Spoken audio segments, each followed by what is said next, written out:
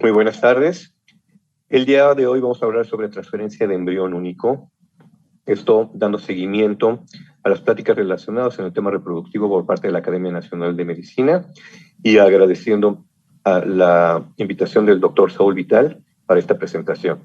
Que es importante recordar que el modelo reproductivo se ve muy limitado al día de hoy. Cada vez más vemos parejas con infertilidad. ¿Qué es lo que cambia? Que tenemos que manejar un esquema de individualización para obtener objetivos, medirlos y poder optimizar nuestros tratamientos, pero también por otro lado tenemos que tener una estandarización dentro del laboratorio de reproducción asistida para que nosotros podamos generar estrategias que tengan mayor eficiencia, con indicadores muy precisos y que al final nosotros logremos un embarazo sano al nacimiento. Recordando un poco, sabemos que la probabilidad de embarazo va disminuyendo con respecto al tiempo. De tal manera que nuestro pico máximo pues, no sobrepasa el 20-25% y esto va disminuyendo con respecto al tiempo hasta encontrar una probabilidad menos del 5% en mujeres por arriba de los 40 años. Esto generado principalmente, ¿por qué? Porque tenemos un envejecimiento constante de la calidad ovocitaria y una disminución cuantitativa de su número. Si nosotros pudiéramos evaluar en mujeres jóvenes, la probabilidad de síndrome de Down viene alrededor de 1 en 750 en una mujer de 28 o 30 años, pero esto se incrementa sustancialmente después de los 40 años a razón de 1 en 80. Muchos factores que pueden estar relacionados desde desórdenes ovulatorios, factores uterinos, la presencia de endometriosis, etcétera, etcétera, dentro de lo que nosotros consideramos el estatus materno. Pero lo que no podemos olvidar es que el 85% del éxito reproductivo, sea en forma natural o con el uso de técnicas de reproducción asistida, está directamente relacionado con la salud genética del embrión. De tal manera que, ¿cómo nosotros podemos generar certidumbre alrededor de esto? Es que en forma temprana y expedita tenemos que definir variables objetivas y medibles. No podemos ya dejar pasar tiempo en la evaluación para generar una estrategia alrededor del tratamiento que necesitamos. La estandarización en el proceso, ¿qué significa? Que nosotros tenemos que contar con metodologías muy estrictas y con el avance de la tecnología para llegar nosotros a generar un embrión de las mejores características. Y si nosotros queremos hacer transferencia de embrión único, dependemos específicamente de esta tecnología. Tener un programa de congelación, tanto ovocitario como embrionario, se hace importante. ¿Por qué? Porque en muchos de nuestros programas requerimos hacer diagnóstico genético y necesitamos la herramienta de congelación embrionaria para poder llevar a cabo este tipo de procedimientos. Hace 20 años nosotros hacíamos transferencias en un tercer día después de la fertilización y al tercer día teníamos 8 células. ¿Qué es lo que pasa? Que hemos ido avanzado.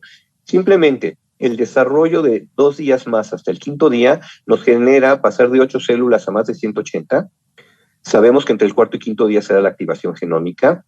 Podemos evaluar el desempeño espermático, entonces esto nos da herramientas diferentes. Entonces, pues nosotros podemos hoy observar, evaluar, tener en cuenta que cuando tenemos estos embriones de características especiales, pues tienen un desempeño diferente. Y el día de hoy podemos nosotros hacer diagnóstico genético embrionario. ¿Qué significa? Que con la nueva tecnología de secuenciación, nosotros podemos obtener evaluaciones mucho más específicas. ¿Para qué? Pues para evitar la transferencia de embriones que pueden tener algún defecto cromosómico, por ende nos aumenta la tasa de embarazo clínico y tenemos un devenir gestacional diferente, ya que prevenimos tanto el embarazo múltiple como la probabilidad de aborto espontáneo. De tal manera que este es el objeto que buscamos, tenerle el reconocimiento de las cromosomopatías más frecuentes que conocemos en el día a día, pero que anteriormente no podíamos diagnosticar. Para esto, nosotros sabemos que si tuviéramos ciclos, observen ustedes en las columnas azul de un color más claro, si nosotros hiciéramos técnicas de fertilización in vitro sin el uso de la tecnología de diagnóstico genético, pues esto va a ir disminuyendo. Nuestra probabilidad de embarazo probablemente sea entre el 40 y 45, y esto va a disminuir por abajo de un 10% en mujeres por arriba del 42. Pero si nosotros logramos un embrión sano genéticamente hablando, la probabilidad de embarazo se mantiene, y al día de hoy estamos prácticamente por arriba de los 70%, independientemente de la edad que estemos revisando. De tal manera que hacemos menos intentos y tenemos mayor probabilidad de un resultado satisfactorio.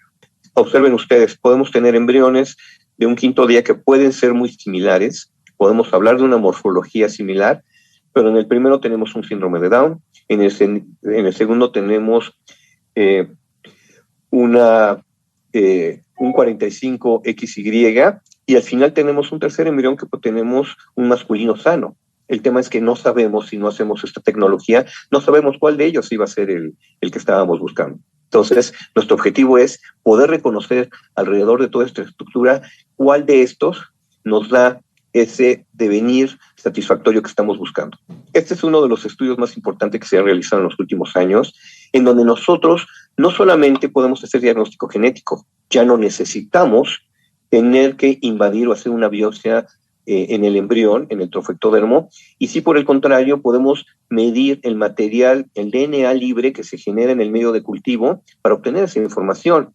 Este es un estudio multicéntrico que llevamos a cabo, que está publicado en una de las revistas más importantes, en la American Journal of Obstetrics and Gynecology, y que nosotros participamos en ese estudio. De tal manera que, si ustedes observan, puedo tener 5 embriones de características morfológicas suficientes, pero solamente en el tercero, observen ustedes, tengo un embrión euploide femenino que me da la característica que puedo seleccionar para su transferencia. Lo que sucedía en otros momentos es que probablemente yo pudiera tomar el cuarto o el quinto de los embriones, esto es un caso diferente, y tener algún tipo de anormalidad. ¿A qué me llevaba?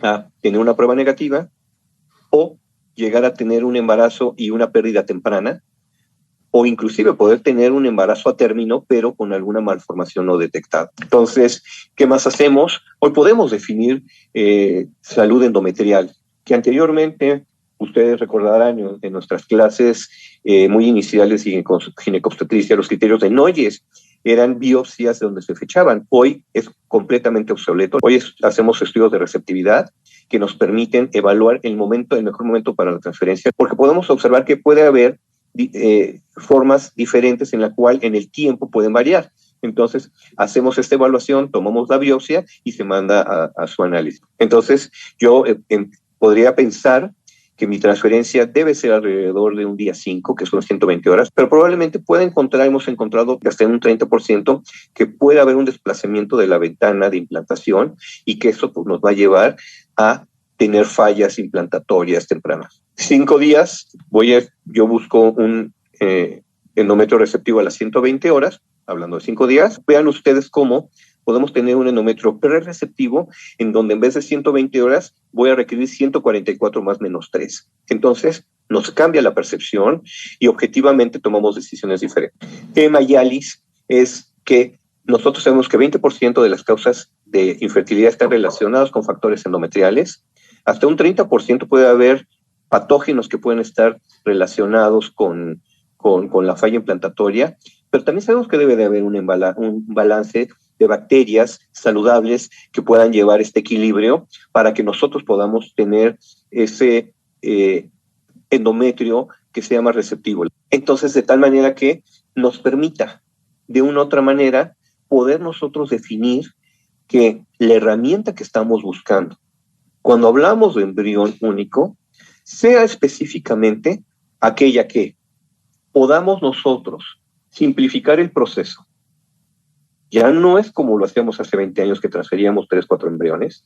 Hoy, si nosotros tenemos un embrión sano, genéticamente hablando, con el uso del PGTA, vamos a identificar esas aneuploidías antes de la implantación. El hecho de que yo pueda evaluar la receptividad endometrial y la microbiota permitirá un ambiente endocavitario más favorable para la implantación de ese embrión. Por supuesto que la técnica de transferencia, como el médico, la experiencia que se lleva a cabo, juega un papel importante. Pero al día de hoy todavía, aunque hemos avanzado, hemos alcanzado tasas por arriba de lo que la naturaleza nos puede dar, todavía dependemos de múltiples variables que están ancladas en el uso de esta tecnología, en la individualización de estos procesos pero que sí nos permiten generar estrategias para que nosotros podamos resolver satisfactoriamente cada una de estas partes. Y con esto agradezco la atención, la invitación a esta honorable Academia Nacional de Medicina, con el objetivo de poder expresarles lo que al día de hoy estamos buscando en este marco. Muchísimas gracias.